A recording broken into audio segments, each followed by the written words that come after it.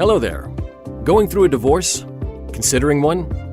Sorry to hear that, but here you are. Welcome to Splitsville. You'll find Splitsville to be a pretty unique place. A new world, really, with its own rules, its own expectations, and in many ways, its own language. But don't worry, you have a knowledgeable guide along the way. A family law attorney with 3 decades of experience under her belt. And now, here she is, your host and guide, Leigh Sellers. Hi, everyone, and thanks for tuning in to another episode of Welcome to Splitsville. I'm your host and guide, Leigh Sellers, founder of Touchstone Family Law. And in this episode, I'll be answering another question that many newcomers to Splitsville have. How do you raise kids with your ex? So let's dive in. So today we are talking to Freddie Sexton and Jen Olin. And what excites me the most about having these two guests is these are survivors, if for lack of a better word, of divorce with children.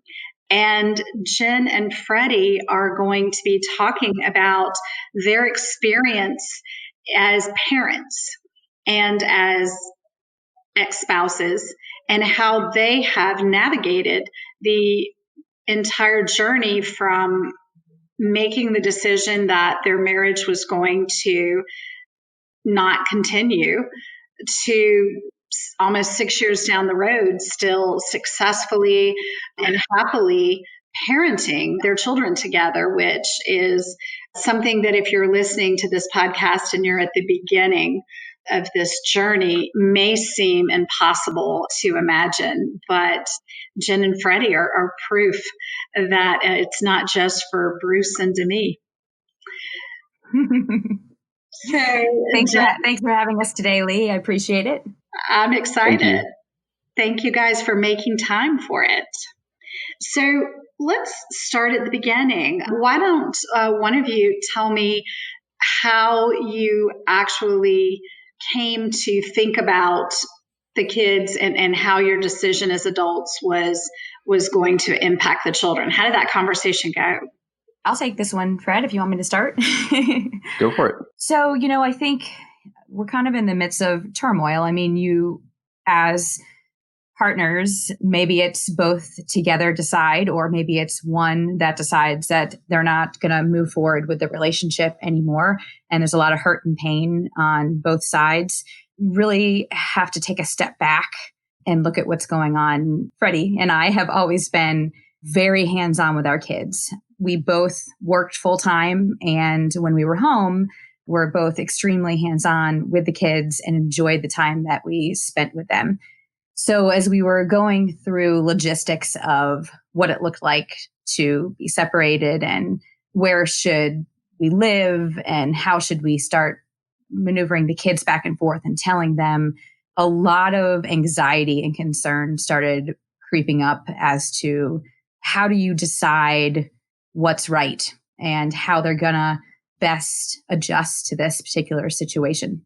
And I think what helped Freddie and I in the beginning is we actually talked about those concerns that what are the kids going to say? How are we going to keep this as calm as possible? How are we going to let them know that this has nothing to do with them and that we both love them wholeheartedly and keep things as normal as possible when life was pretty much being turned upside down?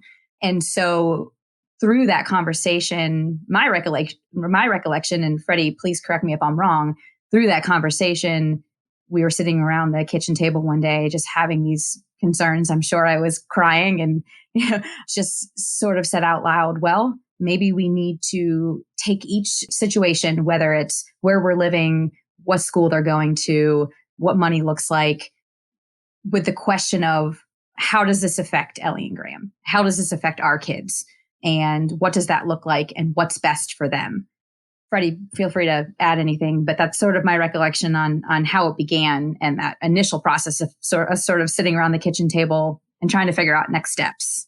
And how old were the children? Graham was 2 and Ellie was almost 6. So very young. Ellie, we absolutely knew that she would remember the conversation and what was going on. Graham, not so much. He doesn't have a whole lot of memory of us living together, faint things here or there that he'll bring up, but not a whole lot. Freddie, how did that conversation go? How do you recall it? Yeah, it's tough. Probably one of the hardest things that I'll ever do. So it's leading up to that. When Jen was just talking, I was just thinking about like kind of weighing, do you stick out with this relationship? Like I've talked with other people, you kind of stick it out for the kids. Like you may not be happy, but potentially they are. I think that's up to everyone to kind of weigh the risk versus reward with a choice like that. Yeah, I just remember being really sad for, through that period. And then, it got a lot just, I don't want to sound like I was just sad. I was depressed, and it was a hard phase. It was a lot harder than, I guess I wasn't really thinking about the future a lot in terms of what I wanted, but like Jen said, is just trying to keep everything focused on the kids as much as possible. And I imagine that elevates the difficulty of caring for the children when you're both feeling so vulnerable and raw and hurt as adults in your own right. And then you still have these very needy children. Yours were young. I remember going through, I'm sorry, Freddie. I remember going through a phase where I would try extremely hard not to let them see me cry if I was at the house with them and emotions start to come up. And I would try really, really hard to make sure that they didn't see me crying. And I was talking to a friend one time, and she said to me, what's wrong with letting them see you cry? Like, this is a change in your life. It's the next steps. And they need to understand that emotions are real, and it's okay to feel those sort of emotions, and it's okay to talk about them. So I remember that was a kind of life-changing for me because, when we lived together, if we had sad times or hard moments, I could walk away and Freddie was with the kids. But for myself, living there with them alone in the beginning, you can't really run away from that. So there was times when they were able to see that it was an emotional time, but it didn't take away from what we were doing with them and the love that they were getting. So, and real quick to jump in, an important element that I want to stress to people listening to this now is that you project, and I guess we all as humans do, what you think the future will be. And especially as a parent, I think you overthink a lot of stuff. And I feel like as a parent now for 12 years, I've come to find that kids and humans in general are incredibly resilient. And I remember, after like it was a short kind of rainstorm for the kids, and there was a little bit of confusion, but I think within like weeks they were kind of living their new normal lives, and they just want love and happiness, and they totally rolled with it. It was a lot easier, I think, from their perspective than it was for Jen and I. It's totally unrelated, but like we had to put a dog down a couple years ago, and I remember like the day after that had happened, Ellie was like, "Okay, let's get on Pet Finder and let's look at the new dog." I'm like, "Honey, like girlfriend, you are like on it. We need to process this, and we need to be sad." She's like, "No, we go again."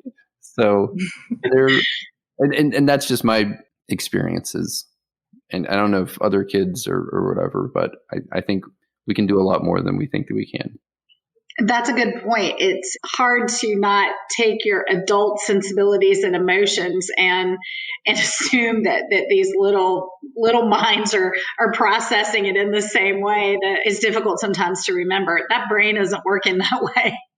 Absolutely. It's easy to build up in your mind what you think their reaction is going to be, or how long, or how something's going to affect them, and get yourself all worked up when that really isn't even the case. So tell me, if you were looking back, one thing I'd love to know is, in the beginning, what were some of the sort of bedrocks, the things that you guys put in place to really kind of honor this conversation, that question that you said of, for everything we're going to do, let's first ask how is it going to impact the children? And while you have that great intention, what steps did you put in place to make sure that you really kind of honored that as you were moving forward with each other? I think one of the things I can think of, and I'm sure Freddie has some stuff to add to it, but no matter how much it hurt to be in the same room together or see each other in person, we have from the beginning done as many face-to-face in-person meetings as we possibly could. There's something so different about being across the table from someone sharing a cup of coffee or having a glass of wine or whatever than there is texting or calling, just to feel that person that you've been with for, I don't know, however many years a couple has been with someone, and focus. You both have the same drive. You both have the same focus to want so much for your children and want to see them thrive, that I feel like it was okay to be with each other in the same space when we had that one common ground. And it just helped us always kind of come back to that same question when we were talking about whatever situation might be going on. So even that decision to be in the same room was not for each other, but it was just, that was in a nutshell, a decision for the children. We're, no matter how uncomfortable it may be this moment, I'm here. That's the way it felt for me. Absolutely. Freddie, what do you think that maybe for you personally was something that kind of kept you really centered with the kids while you were going through the early stages? Good question. Personally, I made a choice to simplify my life. So I was like running multiple different businesses and was already kind of max stress and lots of like activities and volunteer engagements. So I just kind of took that down a lot, knowing that it would be personally hard for me. And like Jen said, to focus as much time as I could on the kids. I definitely took the opportunity initially when I didn't have the kids to take care of like busy work and bills and kind of boring stuff. Or I don't know if you like paying bills, maybe you would, whatever. And then I got myself like a long-term, like new goal, something that I could focus on. And that was to do painting a day. So I found a little program and didn't take that long. And that brought me kind of like a new thing in my life. And I enjoyed that. Yeah. And I had people around me that were supportive of me and encouraging, because, you know, you kind of go up and down. So, you know, wherever you are, I think it's important to have people that care for you and support you throughout the process.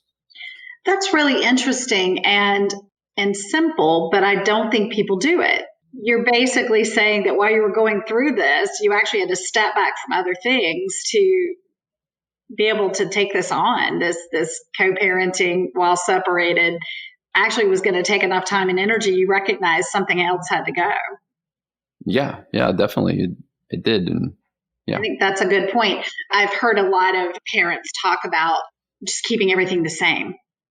They have this feeling that they think their children will feel the most secure and safe with as little change as possible. So they're very focused on not making any changes in their lives, in their schedules, in their routines, in their world, because it's as if they sort of don't want the children to notice the changes. And that's hard. I'm absolutely sure that must be really, really hard. But I like Freddie, that you're talking about. You just sort of recognized early on that was not going to bode well for the success. And I get that feeling too. I mean, I know I struggled in the beginning with letting the kids do more than what I would have done when Freddie and I were together, whether it was staying up a little later, or letting somebody sleep in the bed with me, or, you know, doing more for them than I would normally do, that they could do things on their own. But I kind of stepped in just of feeling, guilt or whatever you might want to put a name on it. So I understand that feeling, especially with some other parents, because I struggled back and forth with how much do I give? How much do I give more love, even more, give more to the kids than I did before, and do more things for them than I did before? Or is it this very strict bedtime in your own bed every single night, nothing changes type of scenario? And I think that there's a healthy balance, because, your mental wellness is just as important. I mean, I know Freddie got a life coach. I worked with a therapist. And I think there are times to give yourself permission to let your kids sleep with you in the bed if they want to one night. But, getting them right back into normal schedule is just as important. But I think that there is some flexibility there, that it doesn't have to be so strict in the schedule, and just communicating with them is so important. So how often do the two of you communicate about the children? Well, we still do. What? Yeah. I would say almost every day. Yeah. Every day. I mean, if not every other day, and I know we're not in the same room every day or every other day, but we're at least communicating about what's going on. And has it always been that way, or did you sort of fall into it more naturally over time? I mean, I would say it started that way from the beginning. I mean, even when we were together, if one of us had something going on in the evenings, we were constantly communicating about the kids. And then we just kind of naturally fell into that same routine because of kind of what we set our own expectations of from the very beginning. And you guys talked about, I think, the importance of one-on-one meetings. Like you guys meet in person. I'm sure that's not exclusive, but you guys make a point of meeting in person, not by text, email, or some other sort of communication app, to talk about activities with the children or things that are concerning the children. Yeah, and I really have to give Freddie credit for that, because that was sort of an initiative that he set forth with the two of us really early on. We knew we were communicating about the kids every couple of days regardless, but to have a set meeting once a month where we sat down and really talked about financials, what sort of behavior changes or challenges are you seeing at your house? How can I help on my end if you're seeing something at your house that I'm not seeing at my house?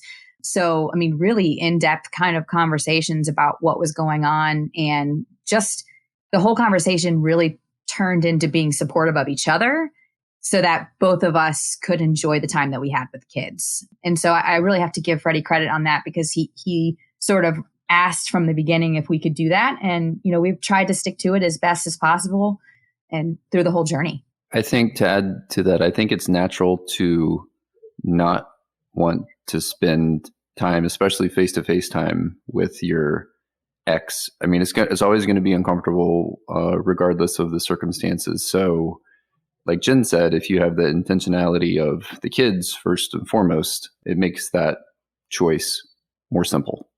And yeah, you're always going to communicate better in person. Like, I do sales, so I always want to meet with people, and you get so much more context and color. And if it's something as important as your kids, then I think you can make the time.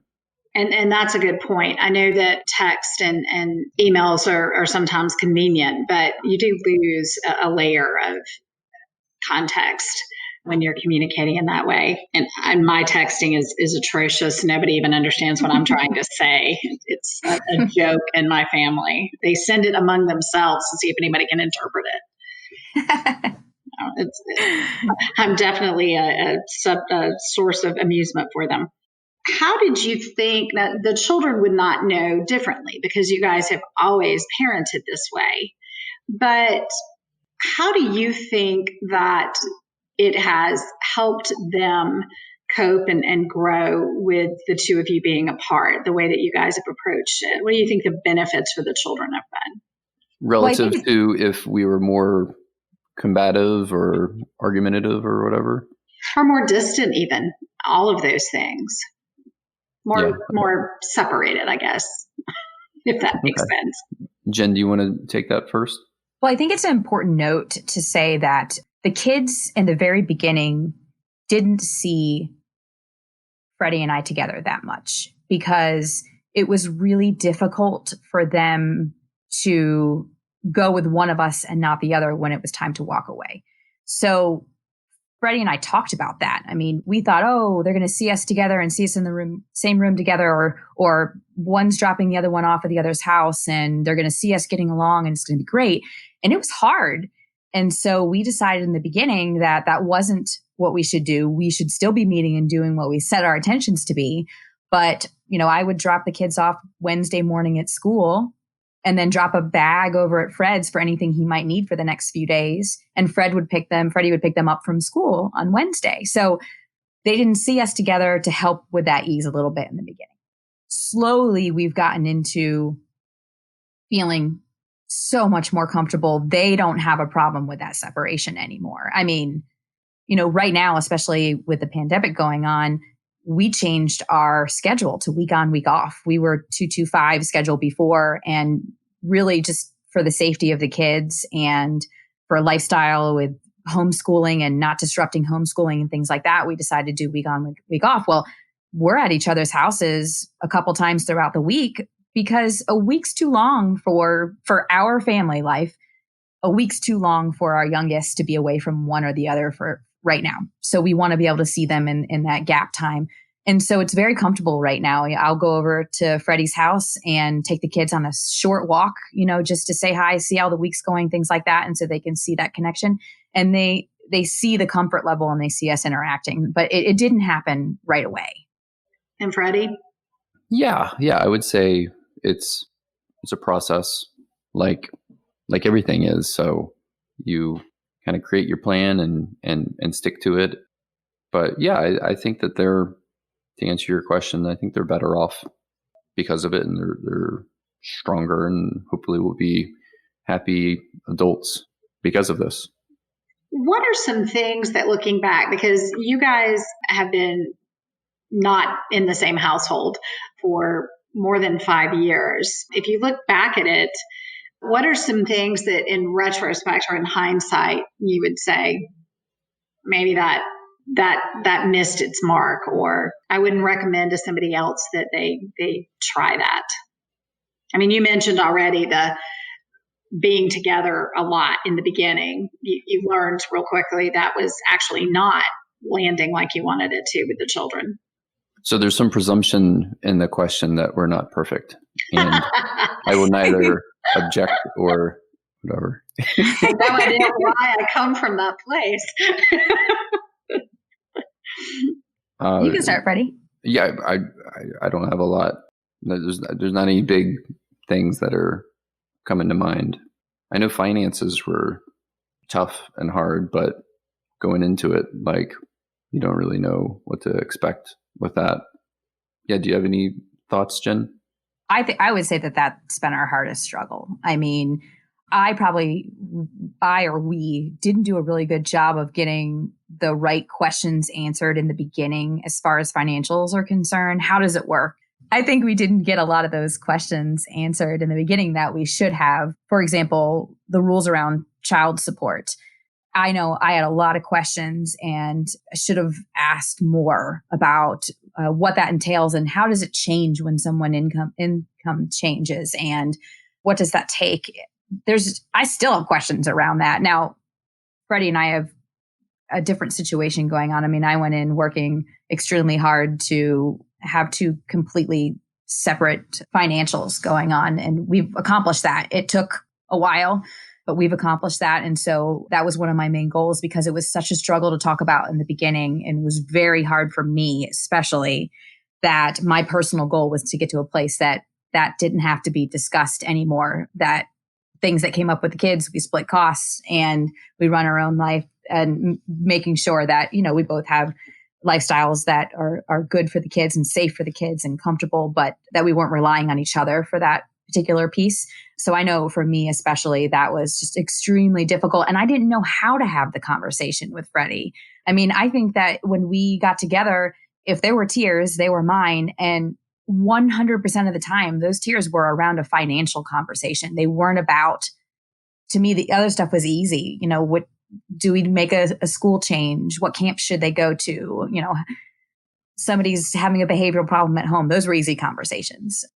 So for me personally, that was the hardest part. And I wish I had better coaching on how to deal with that and have conversations and not let it get so emotional for me personally. I'm taking notes. That's a really good feedback from somebody who's supposed to be helping people with those questions. I guess we're falling a lot shorter than we want to, but it isn't surprising if you read the statistics about what married couples disagree about. I mean, finances is really high in the list of just in any married household, that goes pretty high about the things that married couples fight about. So it shouldn't be shocking that that would continue even when you're not sharing a household anymore to some extent. Yeah. And I think that's the point too, is like, there is so much going on when you're going through a separation.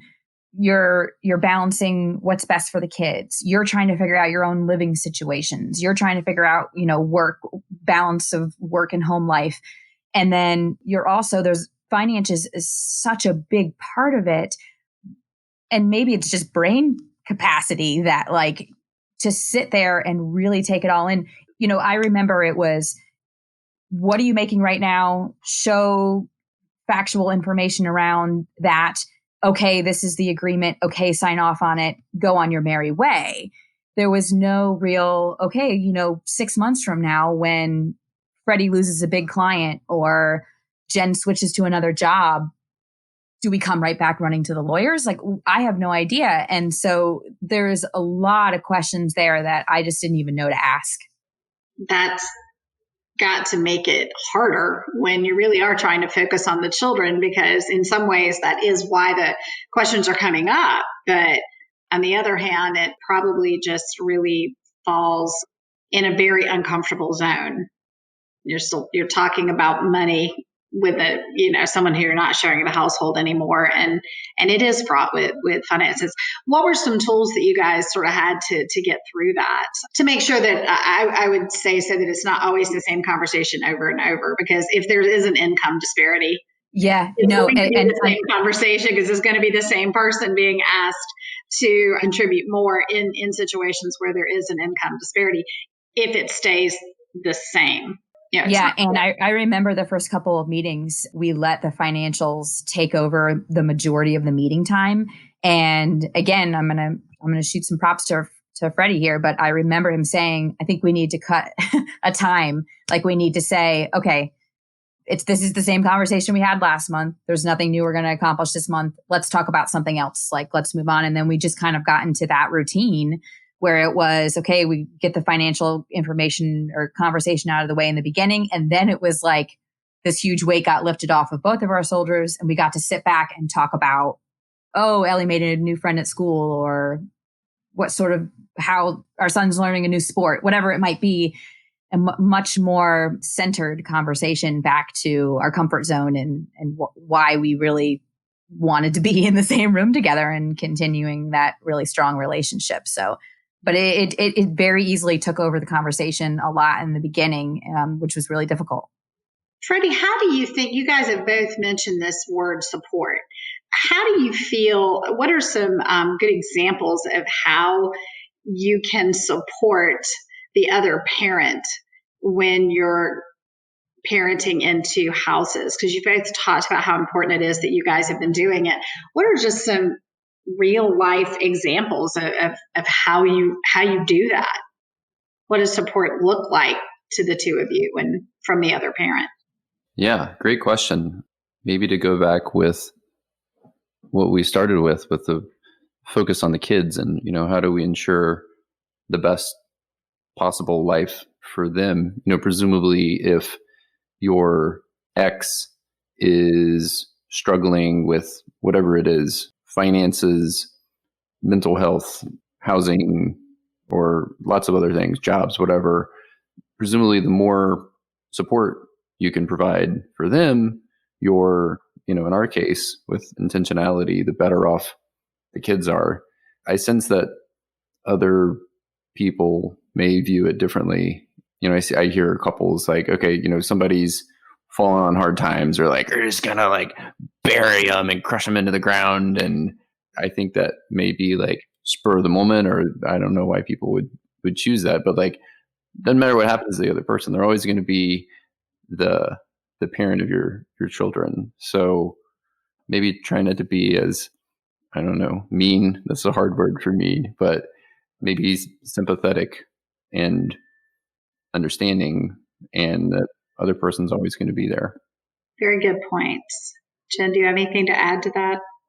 Yeah, that's a real life example for us. I was struggling, needed a new job. And because of our connections and our conversations, getting together face to face, having these conversations, Freddie knew I was looking for a new job. And he was the first one to try to introduce me to some of his contacts, because if I was out of a job, it doesn't end well for the kids. And of course, I'm stressing out about it. So that doesn't help your mental health and everything else. So he's absolutely right. I mean, you may not think about something as big as, the other person's job or what someone else might be going through, but it trickles down and absolutely affects them when they're with your children. And so you want to be as supportive as possible. And that goes a long way. It kind of just happened naturally, which I'm very thankful for. But, to really sit and think about it, that's so important, supporting the other person. I'm not talking about financially, but just in any way that you possibly can. You both mentioned this in different ways, where you were talking about being flexible about the schedule, about one of your children not being able to really go that long or 7 days without seeing the other parent, which is remarkably helpful for the children, that it's not so much about my time, your time. But talk about some of the difficulties you have when it isn't your time, when the children are at the other parent's house and you're not actively, I guess, on deck. How do you deal with that?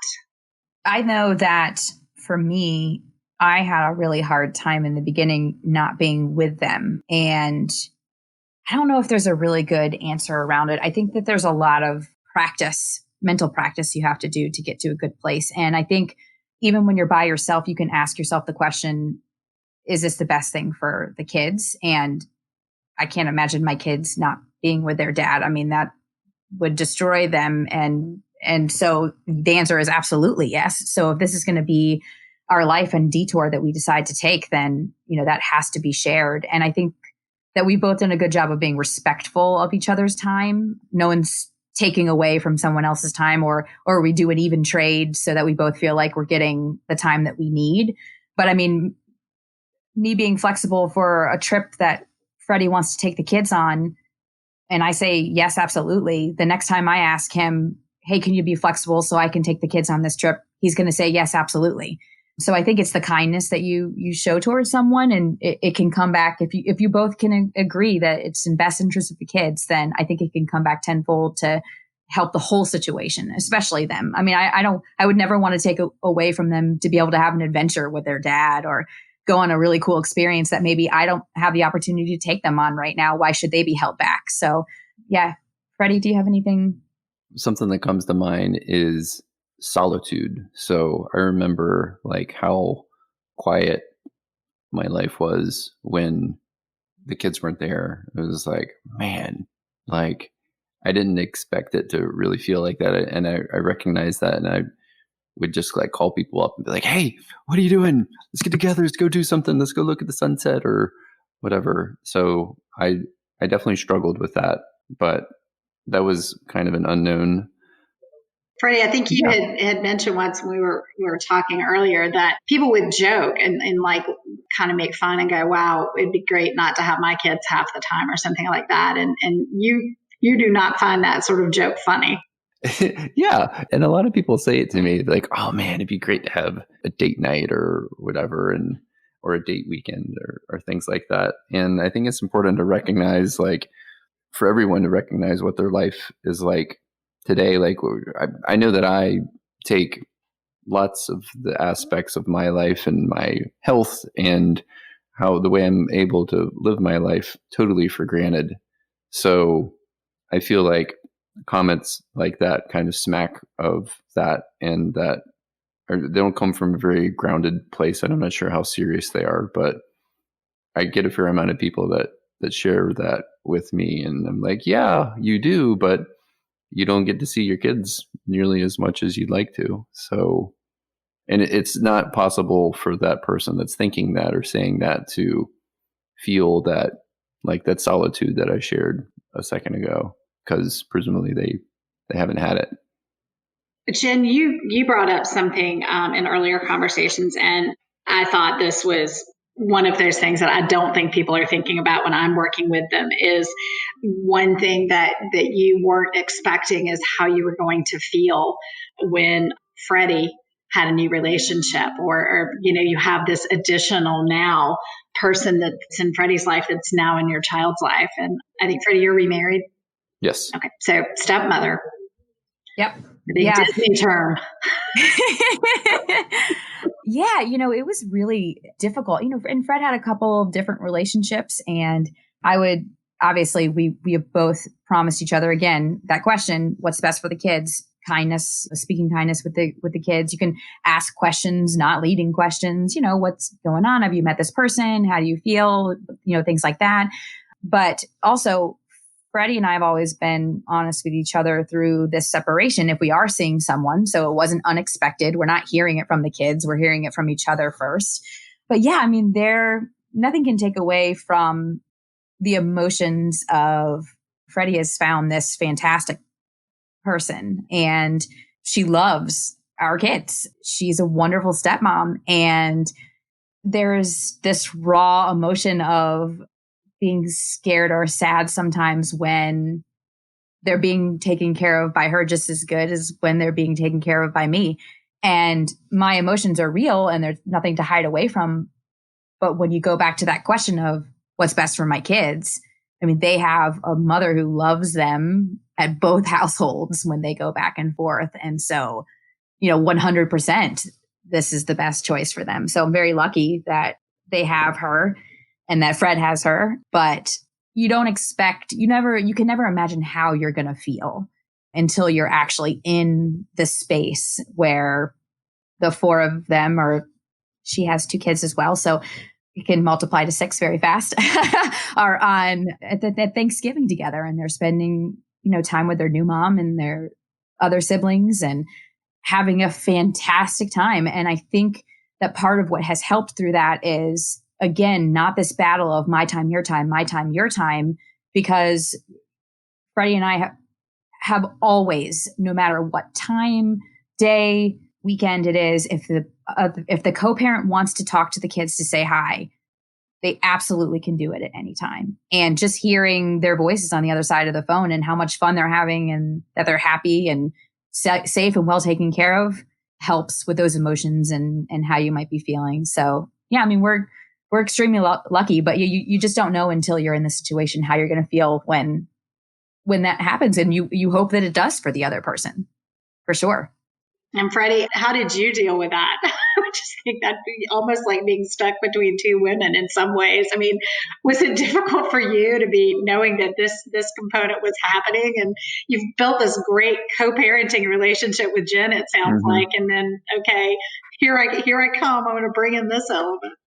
Yeah, good question. I think it's a pretty easy answer for me. I definitely identified a lot of my shortcomings and my personality through some of these coaching exercises and whatnot, and just basic things like I said earlier, paying bills or organization or cleanliness or some of these other things where I was totally failing at. So I guess it wasn't a hard choice for me to know that I'm barely holding it together and, still trying to run one of my businesses and other kinds of things. So, for me, my personality, I think I'm better off with a supportive and loving partner. I don't feel like I do that well by my own. So, yeah. Well, I loved that. That's what Jen, she didn't just say the kids were lucky. She was happy for you. And it goes back to this fact of the support that you guys show for each other, that it was something you needed, and she's happy for that. And that's definitely extraordinary.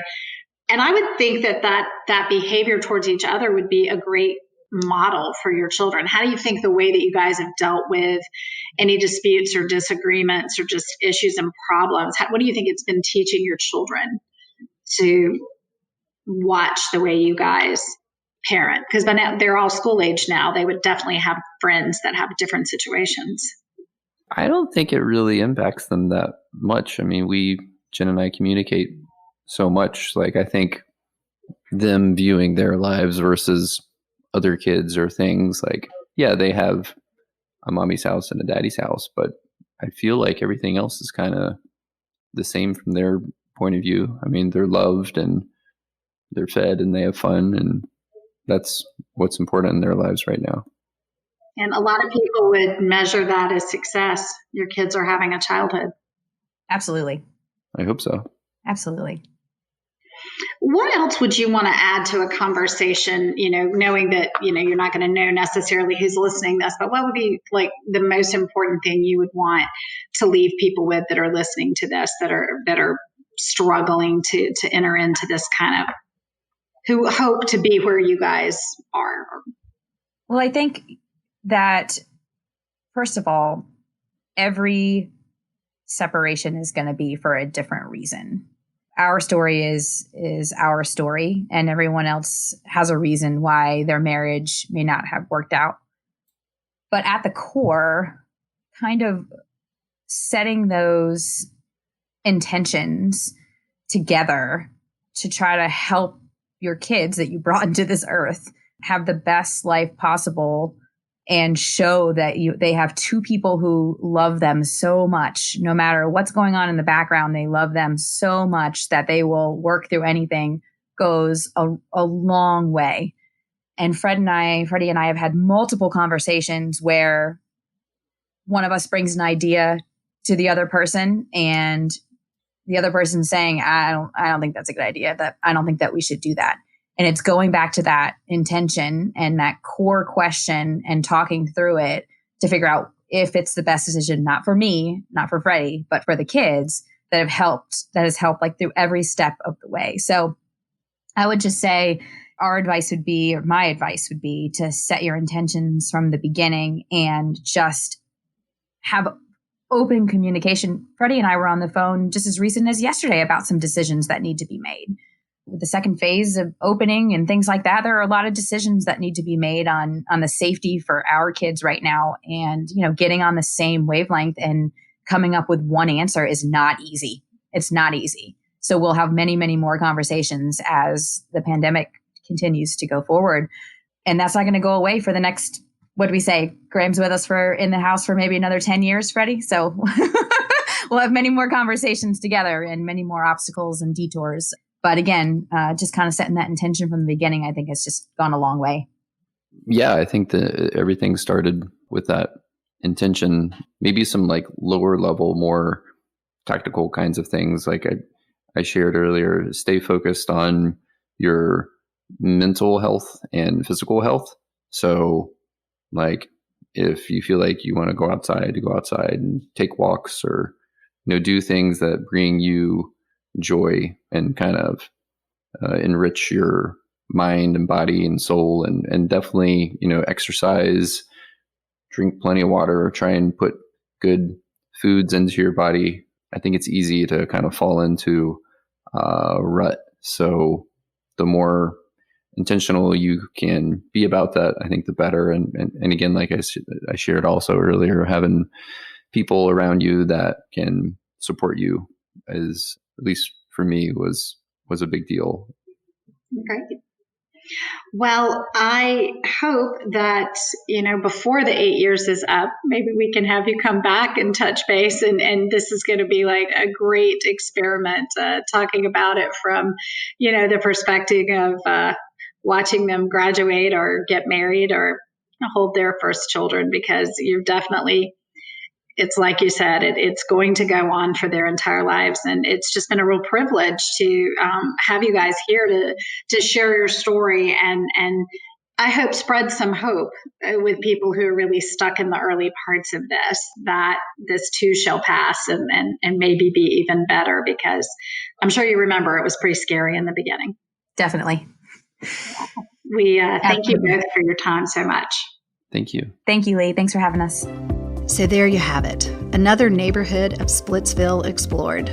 There's still so much to learn here, so I hope you'll tune in to the next episode. While Splitsville is not a fun place to be, thankfully it is full of helpful people, valuable resources, and sound advice, if you know where to look. See you next time. The insights and views presented in Welcome to Splitsville are for general information purposes only and should not be taken as legal advice for any individual case or situation.